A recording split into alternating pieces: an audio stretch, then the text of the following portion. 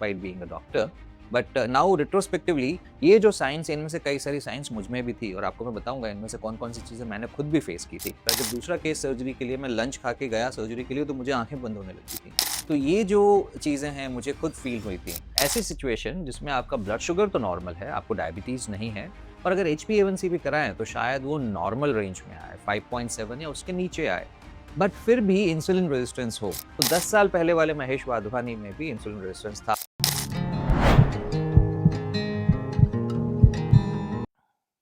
नमस्ते दोस्तों। Insulin resistance मतलब ऐसी सिचुएशन जिसमें आपका ब्लड शुगर तो नॉर्मल है, आपको डायबिटीज नहीं है, और अगर HbA1c भी कराएं तो शायद वो नॉर्मल रेंज में आए, 5.7 या उसके नीचे आए, बट फिर भी इंसुलिन रेजिस्टेंस हो। तो ये ऐसे पेशेंट्स होते हैं जिनमें अभी इंसिपिएंट सी बीमारी शुरू हुई है। Of course we call it prediabetic, जब इंसुलिन रेजिस्टेंस के साथ साथ ब्लड शुगर इतना बढ़ जाए कि HbA1c 5.7 से 6.5 आ जाए। तो ऐसे व्यक्ति जो समाज में अदरवाइज बिल्कुल नॉर्मल है पर उनको इंसुलिन रेजिस्टेंस है, बिना ब्लड टेस्ट किए हम कैसे पता कर सकते हैं? या दूसरे तरीके से यही बात कहूं तो जो आज मैं 10 बातें बताने वाला हूं, 10 पॉइंट्स मैं आपको बताने वाला हूं, इनमें से अगर 2-3 पॉइंट्स भी आप में हैं तो आपने अपना होमा आईआर या इंसुलिन रेजिस्टेंस के लिए जो टेस्ट होती है वो करानी चाहिए, क्योंकि इसका मतलब ये है कि आपको अर्ली बीमारी शुरू हो रही है। So this video is meant for masses, जिसमें कि आपको ये पता है कि आप अदरवाइज बिल्कुल नॉर्मल हो और आपको पूरे तरीके से सेहतमंद ही समझ रहे हो, डायबिटीज का कोई एंगल नहीं है, बट सरप्शियसली बीमारी आपके अंदर बैठ रही है। So insulin resistance actually is the mother of any diabetic, type 2 diabetic patient eventually. ये ऐसी प्रिलिमिनरी स्टेज है जिसमें कि अगर आपका ब्लड ग्लूकोज एवरेज जो भी चल रहा है, उस एवरेज ब्लड शुगर को मेंटेन करने के लिए हायर एंड हायर इंसुलिन आपके पैनक्रियास को सीक्रेट करना पड़ रहा है। ये ऐसा क्यों हो रहा है? Universally it is because excess of calorie consumption, those calories which are coming in form of sugar, maida, जो भी रिफाइंड फूड प्रोडक्ट्स होते हैं जो बाजार से आप लेके खा रहे हो, सीधे सीधे बिस्किट, कुकीज, ब्रेड्स, ये सब चीजें, या फिर कोई भी fast foods, burgers, pizzas type की चीजें, या फिर मैगी टाइप की चीजें, नूडल्स जैसी चीजें, इंस्टेंट नूडल्स। सो इन सब चीजों के चलते जो भी आपका एक हाई कैलोरी आपके फूड में मिलती है, उसको कंपेंसेट करने के लिए जो इंसुलिन का सिक्रीशन पेनक्रियास को एक्स्ट्रा करना पड़ता है, इससे आता है इंसुलिन रेजिस्टेंस। मतलब वही गोल अचीव करने के लिए, उतना ही शुगर को कंट्रोल करने के लिए पेनक्रियास को ज्यादा से ज्यादा इंसुलिन सीक्रेट करना पड़ता है। इनफैक्ट इफ आई मे से सो, मैं व्हेन आई गो बैक तो 10 साल पहले वाले महेश वाधवानी में भी इंसुलिन रेजिस्टेंस था। उस समय मैंने टेस्टिंग नहीं की थी अपनी, despite being a doctor. But now retrospectively ये जो साइंस, इनमें से कई सारी साइंस मुझ में भी थी और आपको मैं बताऊंगा इनमें से कौन कौन सी चीजें मैंने खुद भी फेस की थी। बट आपके नॉलेज के लिए, अगर इन 10 में से आपकी 2-3 भी साइंस हो तो इंसुलिन रेजिस्टेंस के लिए टेस्ट जरूर कराइए। शायद आप जानते हो, मैं doctor Mahesh Wadhwani, I am founder of site called www.cardiacsecondopinion.com। इस साइट पर हम सेकंड ओपिनियन देते हैं किसी भी हार्ट और वस्कुलर रिलेटेड प्रोसीजर्स के लिए। पर उससे भी बड़ा पैशन प्रोजेक्ट मेरा है यूनिहील हार्ट केयर फाउंडेशन। ये फाउंडेशन मैं और मेरे दोस्त डॉक्टर दीप ठाकुर ने इस तरीके से शुरू की है कि हम गरीब बच्चे जिनकी की हार्ट सर्जरी किसी और तरीके से हम नहीं करवा पाते हैं, उनको फंडिंग इसके जरिए हम दिलवाते हैं। एंड अगर आप इन वीडियोस से कुछ भी गेन कर रहे हो तो यूनिहील हार्ट केयर फाउंडेशन में डोनेट कर सकते हैं। दोस्तों, मैं एक मेंबरशिप प्रोग्राम भी अभी लॉन्च करने वाला हूं। इस मेंबरशिप प्रोग्राम में अगर आप हमारे मेंबर बनते हैं तो हर गुरुवार को I will come live and speak to the members only. उस लाइव सेशन में जो भी मेंबर्स हैं मुझसे डायरेक्टली बातचीत कर सकते हैं, डायरेक्टली क्वेश्चंस पूछ सकते हैं। सो ये मेंबरशिप प्रोग्राम अगर आपको चाहिए तो थम्स अप भेजिएगा। This is just me asking you कि ऐसा मेंबरशिप प्रोग्राम से मुझे क्या पता, बट आप लोगों को लगता है कि आप लोगों को फायदा होगा। अगर आप लोगों को फायदा होगा तो मैं हफ्ते में 1 घंटा इसके लिए डेडिकेट करने के लिए तैयार। Now coming to the topic, ऐसी सारी चीजें जिससे कि इंसुलिन रेजिस्टेंस का इनडायरेक्ट साइन मिलता है, ये वो चीजें हैं जो कि typically you will see in modern day average affluent city guy. सबसे कॉमन तो यही होता है कि खाने के बाद में भी भूख लगी रहना। मतलब खाया हमने अभी भी थोड़ी देर पहले, उसके 2 घंटे बाद ही भूख लग रही है या 3 घंटे बाद ही भूख लग रही है।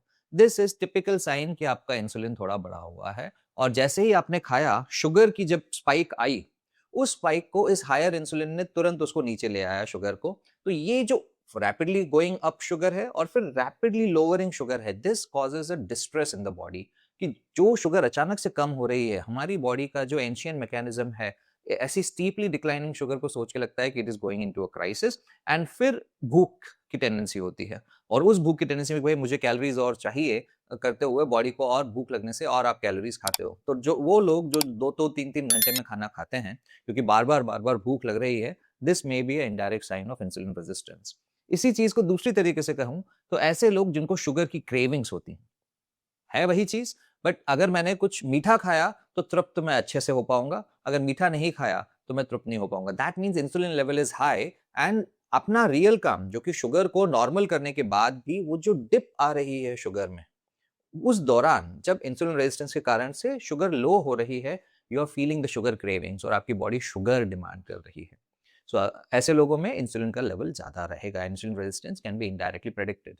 थर्ड ऐसी चीज है कि जब एनर्जी क्रैशेस आते हैं किसी में, कि भाई ऐसा सिनेरियो कि आप काम करने की इच्छा ही नहीं हो रही है, कुछ मोटिवेशन ही नहीं हो रहा है, खाने के बाद में आप 2 घंटे लेटे पड़े हुए हो, तो ये जो क्रैश डाउन का एनर्जी का सिनेरियो आता है is because body is having a fight or flight, body is going through a stressful period and body is going through a metabolic phase, जहां पे हाई इंसुलिन के चलते एनर्जी कंजर्वेशन का माहौल चल रहा है।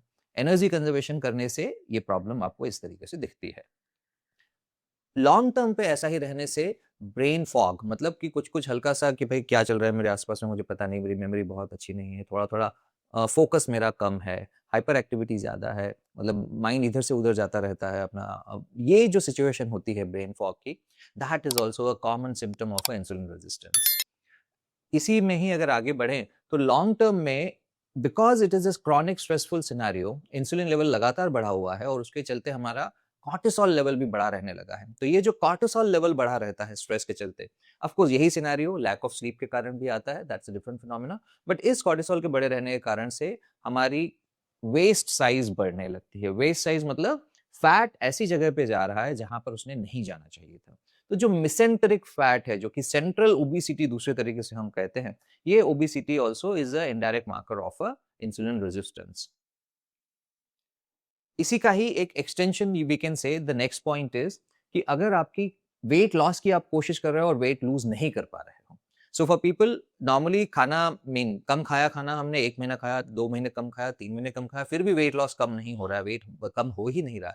This is because insulin is causing the resistance, और इस इंसुलिन रेजिस्टेंस के चलते हुए आपकी बॉडी का हार्मोनल मिल्यू ऐसा है कि वेट लॉस को प्रमोट नहीं कर रहा है।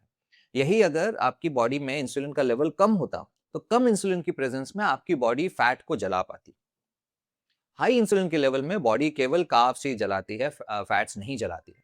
तो वेट लॉस ना कर पाना इज अ सिनेरियो जहां पे बिकॉज इंसुलिन इज हाई वो वेट लॉस रेजिस्ट कर रहा है आपका, बट यही इंसुलिन लो सिनेरियो होता तो आप वेट लॉस कर पाते, अपनी बॉडी फैट्स को जला पाती।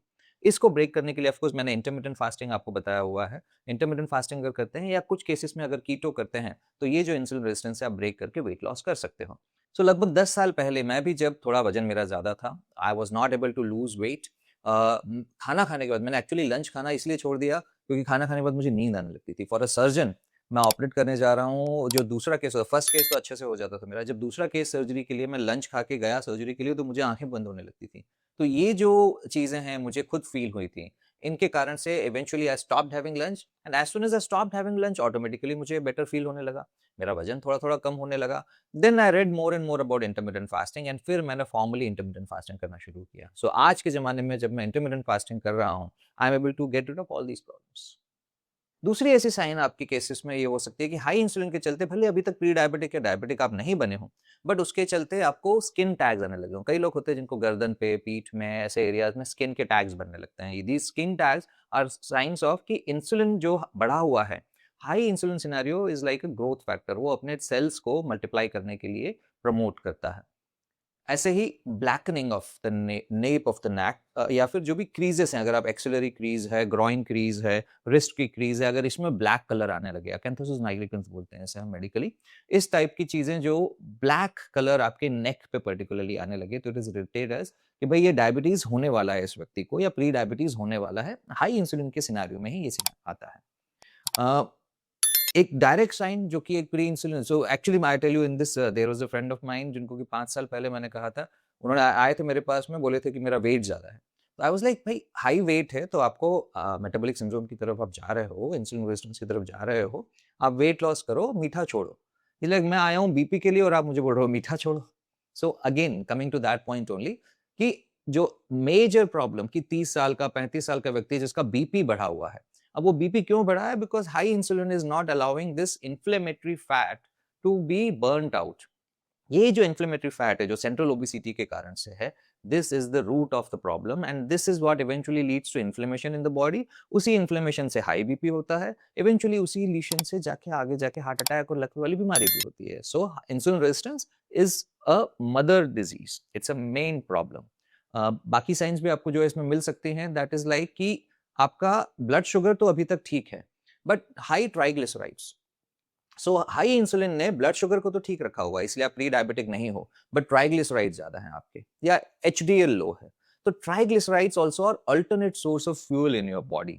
अगर इंसुलिन की प्रेजेंस में शुगर आर्टिफिशियली लो है तो कंपेंसेटरी राइज इन ट्राइग्लिसराइड्स में हैपन एंड दैट में reflect in your blood test. इसी पर रिसेंटली हमने एक वीडियो भी बनाया था, वो पिछला वीडियो भी आप देख सकते हैं।